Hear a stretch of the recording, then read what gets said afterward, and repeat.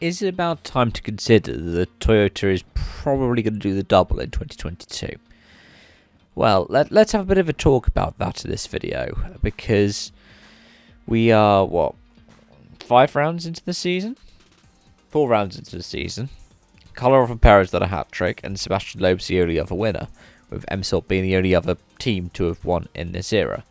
Hyundai still haven't won, which is very weird considering if you look back to the last generation of rules in 2017 when the Coupe i20 first came in. Sure, Hyundai was the last one to win a rally of that era because it went M-Sport, then Toyota, then Citroen, but it was round 4, I believe. Yeah, Corsica, I think. That the Hyundai ended up opening their winning books in that generation. That they had been fast throughout. I mean, wasn't it 2017 Neville crashed in the Karlstad Super Special whilst fighting for the win in Sweden?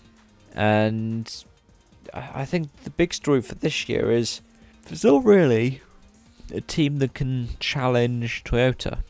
Neville and Tanak have been quite openly critical of Hyundai, more so than you see any of the M-Sport drivers being. And it's not something new, it's something that we saw last year, but it is concerning to see, especially considering the issues they've been having. Like, Tanak's just saying there's no pace in the car, Neville's saying it's completely unreliable.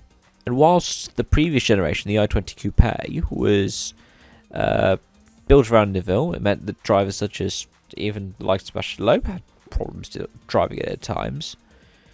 The i20N is a lot more kind of open in terms of how it's driven, but it really struggles on gravel.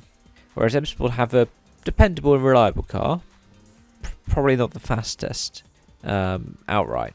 At the very least, the pairings that they have in the team are either lacking experience or new to, obviously, likes of Great Britain returning to the fold of M-Sport, that they're not as well embedded as, say, a Rothenpera or an Ogier or even an Evans at Toyota.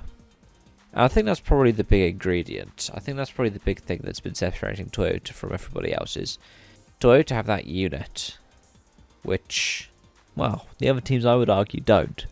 But, yeah, what else is there really to say? Looking at what's happening right now in the WRC, I wouldn't be surprised if Toyota does do the double again this year.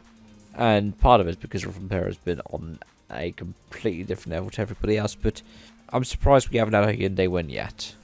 Maybe we'll get it in the next couple of rallies.